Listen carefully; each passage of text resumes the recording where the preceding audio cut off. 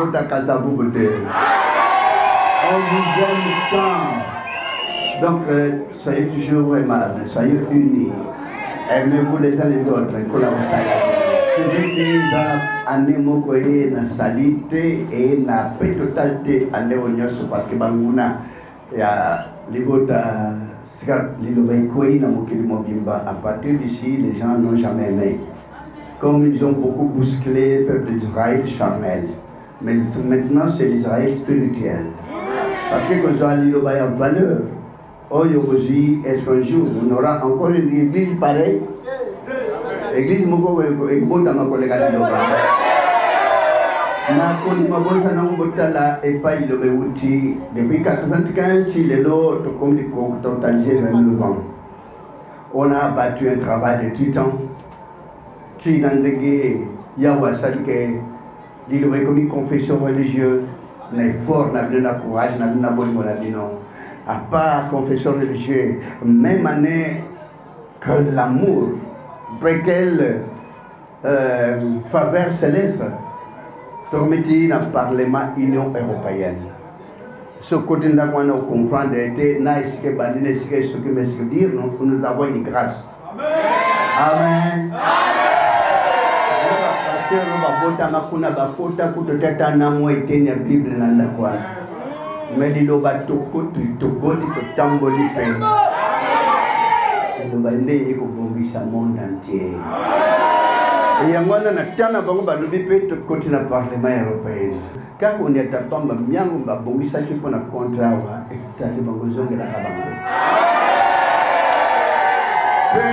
Du coup, le même temps toqué par le parlement français, n'a pas passé ba bota makona, n'a pas prophète ba bota makona, tana porte ba bota na temme, biso toqué to côté. Biso mo to comme ba député français. To comité et c'est que ça la réunion na bango en pleine assemblée na bango. To comment biso to vendre ba siège. Ah ba beta ba pupitre ba bango, mais kuna ba beta ma boko.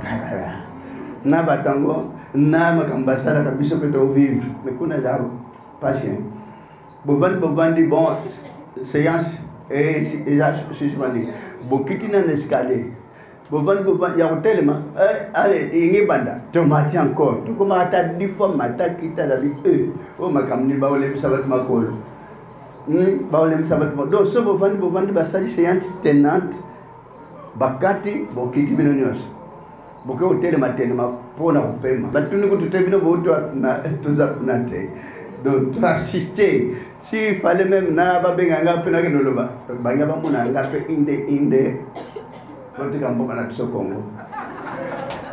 Amen bota. Mais quelle grâce. Parce que eux on commence à sentir qu'il y a quelque chose dans la parole de Dieu. Et puis ceux qui ont été wap. Et ceux qui ont été trois institutions na UNESCO.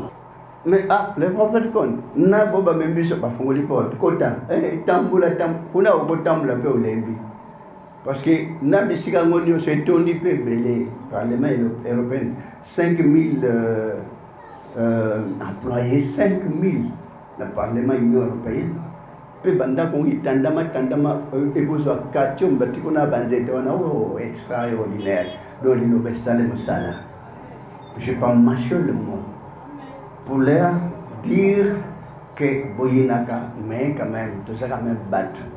Votre cabinet a un problème. Voilà pourquoi on a été là. C'est pour nous calmer toute force négative de la vie. Ni tété ko kende ko nyata kuna nama kama bongisa ke bona mitambo ngezala suka somo ya kosanate. Voilà, on a notre vision, notre tournée pastorale, c'est que tout l'église à Lyon, l'église à Nantes, l'église à Saint-Étienne, l'église à Dijon, Tokat.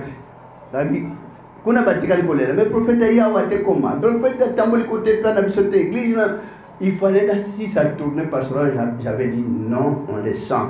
Mais ce montage vivre même dans le sambo, il y a bakishité, il y a misala boutoute, il y a l'église, il y a la Bible, voilà, il y a des chrétiens comme sans le savoir. Mon peuple périt, bien sûr, faute de connaissance. Mais quand ça va ensemble là, bah on a moins chance. mais mingi basamble ba l'église ba bakisi magie ba l'église ba bakisi kindoki mika makamno sa kutu mawatro nde ba benga bana malchance. Mais la Bible change ou bien malchance c'est athée. Bon ba landaka lo sambo ya liloba c'est parce que na maboko na bo na makilate ndibe bona bo na makilate ba la grâce divine.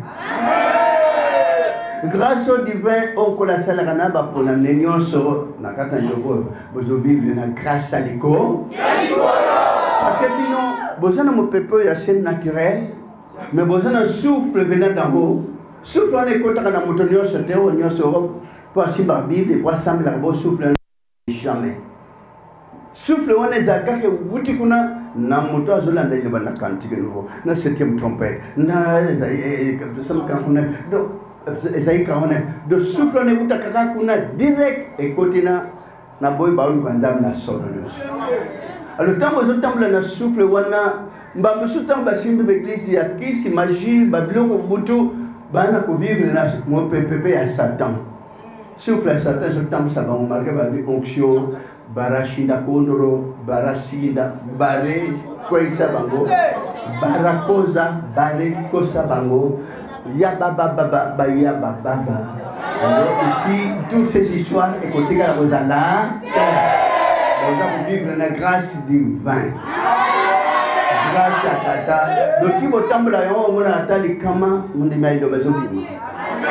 Ya on a ata problème botala bino moko année passée ko la laxi bambula 11 robet ah mawatro bat banku fe belé kaka wate. Et bomi na braza et bomi mboka na mboka partout dans le monde tete na mikila bindele mais tant basali basenga ke etikali 7 tant mo ko peut on a parlé du peuple et 3 et nous 4 et nous etikali 3 mais c'était comme ça mais dans ta passé à mon agata mo eteni andoto ata prophète à mon agata mo vision mo eteni anne autant to yego zonga oti kuna avant l'élection qu'on a dit, ah mon Dieu, basal mawatro, bangoka bat bayoga. Mais madame musika to siaka na basal ta bazoka na mo caméra zo filmer. Oui, ça la kama lo bakuna et pas basal ba kan sa bozo arranger. Ah, kola l'action vula mo ke zo ya ko beta na neo. Nan kuto le nan kuta tambula mo ke bandate. Et je vais vous dire que les amis qui sont bandits, et bandits, tout semble bien c'est très grave. Et que ça n'a gravité, mais maille coton d'ail coton sabandako. Ça l'imite. À ta prophète, moi comme on a qu'à t'amender. Parce que nous avons vu les analyses sur notre tata Ernest.